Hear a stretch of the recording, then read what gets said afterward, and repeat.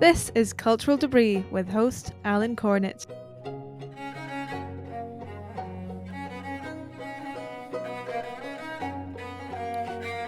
Gary Gregg, welcome to Bookish Questions with Cultural Debris. Hey, thanks, Alan. Great to be here.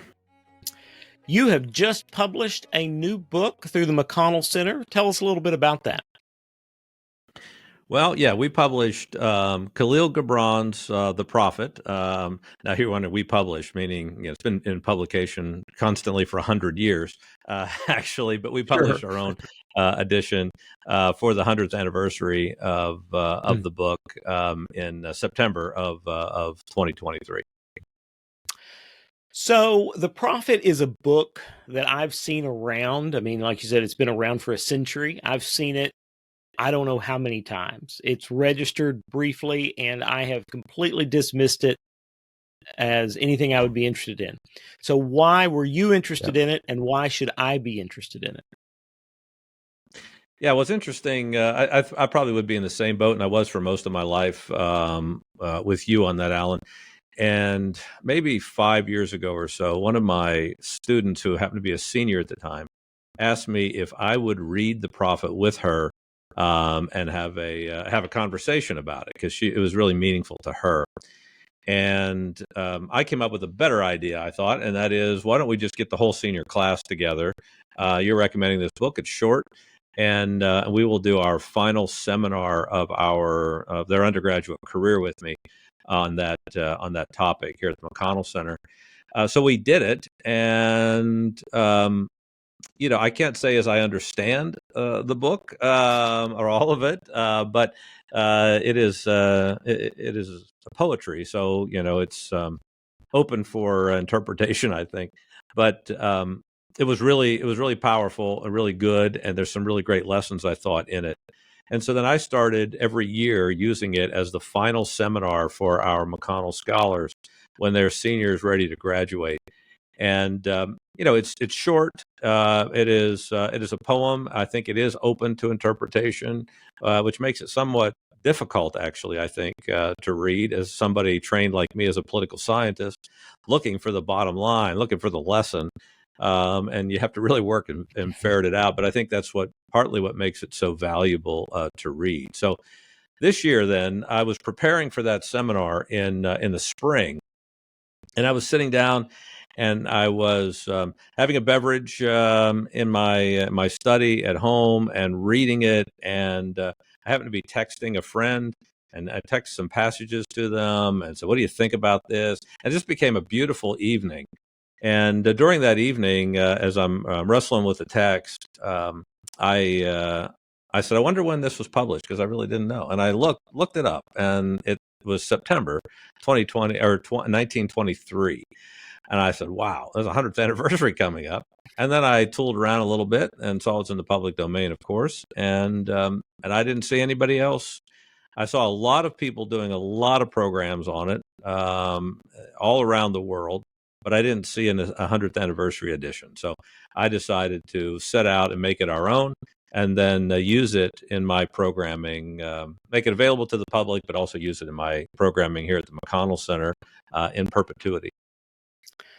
Yeah, so I have here your earlier edition from the McConnell Center, a very handsome copy of Marcus Aurelius' Meditations, a classic and a portable, useful volume for sure, because it's always good to have a copy of the Meditations around. So you have done these editions. Have you done any others? And what is it that sets a McConnell Center edition apart? Yeah, thanks, Alan. I'm glad you have Meditations. That is a book that I am very proud of. We use that in all of my programs. If your listeners, your viewers have not read Meditations or haven't in a while, that's a book you have to come back to over and over again in your life. And I think The Prophet is as well, because it's going to speak to an 18-year-old very different than speaking to a 55-year-old or a 70-year-old. So I think both of these books are wisdom books that are meant to be read throughout your life. If I'm holding them up right now, if you can see them, I'm going to call this sort of our wisdom series here at the McConnell Center. and they fit perfectly together. So these were our first two. They both have the same basic cover with the crossed keys. And so these are our last two books that we published. We also published an edition of the Federalist Papers, which I wish I'd have thought to bring in, but I did not think to bring in today. It's called Reflection and Choice, the Federalist, the Anti-Federalist, and the Debate that Defined America. I did with Nathan Coleman, who's a mutual friend of ours. Nathan and I put together a book that is unique in publishing history. That is, I don't think there's a single edition that exists that does what we do in that book, and that is a couple of things. One is we put Federalists and Anti-Federalists next to each other so that you can see the debate, you can see the arguments at the founding. We also do introductions to each section of the Federalist, and we section it off in a way that is unique in the publishing world. So very proud of those. Our first publication we ever published was a little book called The Senate, Great Forum of Constitutional Liberty, by a former senator who young people today probably don't even know existed, Alan, but you and I know Robert Byrd very well. Robert Byrd gave this speech at the McConnell Center my very first year here. And I thought, wow, what a fantastic summary of the vision behind the Senate and its evolution. And so I asked him permission to create a little book. So we created a little book with that speech, with some remarks by Senator Mitch McConnell and some Federalists. We published Hero Tales of American History by Henry Cabot Lodge and Teddy Roosevelt, also maybe 7-8 years ago now. And the reason I published this book was the book had been unpublished since I think it's 1895. Oh, wow. But, I think we need heroes, and I think we need good tales about America and great men and women. Those are all men, and that book is written in 1895. But but we need those kind of tales. And so the only editions that existed were really these cheap paperback things that people just Xerox and put between covers and then sell on Amazon. And so I wanted to have a really fine edition. So we did that edition of Hero Tales in American History. We also did a book called America's Forgotten Founders, which was republished by ISI Books. I don't know where that is right now in their world since they sold off their catalog, but this was republished as part of their Founding Fathers Forgotten Founders series.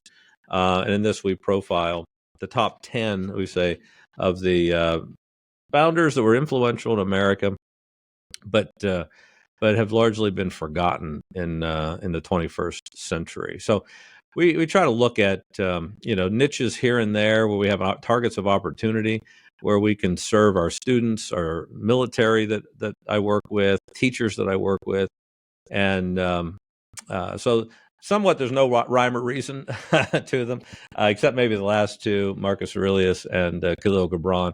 And I'm hoping to have a series, this sort of little wisdom books that maybe we can put out to the public over the years. Well, do you have your sights on anything else currently, or is it the Gary Gregg eye still searching for the right volume?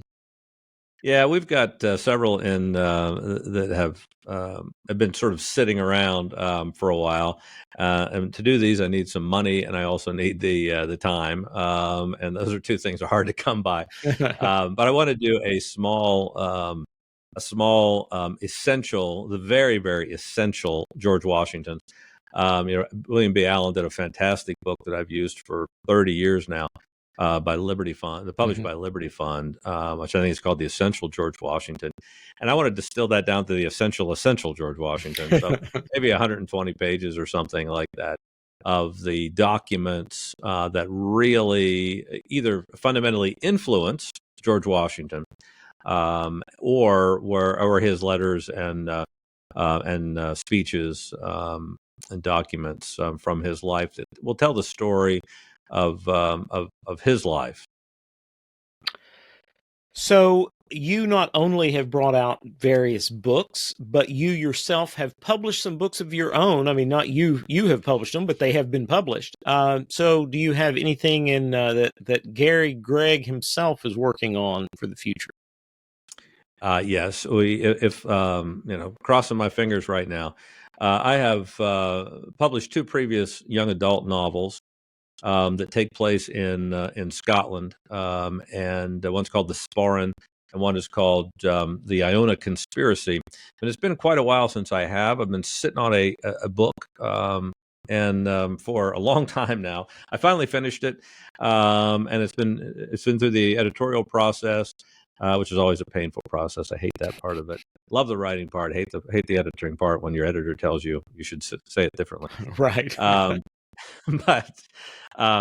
that novel, which I frankly I think now maybe authors all think their latest thing is the best thing they've done, but the upcoming book, which hopefully will be out by Christmas, was going to be called The Stag and the Spear, Mm-hmm. and it is a prequel to my other two novels. Takes place mostly in Oxford, though they do get into Scotland up to the Isle of Orkney, and these books are sort of mystical mysteries, fantasy, but based in reality. So I write, Oxford is 1941 is Oxford as best as I could describe it in my investigations of what Oxford in 1941 looked like. And it takes place during World War II. The core mystery is the spear of Longinus that pierced the side of Christ. Hitler is after it, and Hitler, the little secret that Hitler knew, of course, in the book at least, but it was hid in the Tower of London, and that's why the Tower of London was not hit during the Blitz. And so my lead characters have to ferret it out of London to Oxford, and then eventually into Scotland, and a return from the land from which it originally came, which is. I won't give a spoiler on that, but hopefully, right. Stag and the Spear will be out by Christmas. And Oh, then very my nice. next book will be. I've just agreed to publish a small biography of George Washington, or I agreed to write, I guess, a small biography of George Washington that will be part of a series in South Dakota called The Faces of Mount Rushmore. And there'll be one for each of the faces of Mount Rushmore, and brought out by July the 4th, 2026, and the 200th anniversary nice. of America. So I got to get my butt in gear. I've got a lot of research and writing to do in the next 2 years. Yeah, sounds like it. Well, you're staying busy. That's good. So, are these where can one procure your volumes that are in print? Well, they're all, of course, is the ubiquitous Amazon. They are there on Amazon. The problem is when you get a book like Meditations, or even Kahlil Gibran's The Prophet, because we're the new kids to the game here in this, we are buried deep in the Amazon search world. So you have to dig a little bit deeper. I'm going to show the covers again to your audience, because people have been using our covers. Be careful about this. They've been using our covers and selling inferior copies on Amazon, because these are really beautiful editions. And so people think they are coming, for and getting our work. So be careful. Make sure you're getting this published by the McConnell Center on Amazon. If you want to guarantee, you can get them and get them at a better price actually than Amazon. Though if you're on Prime, you get free shipping.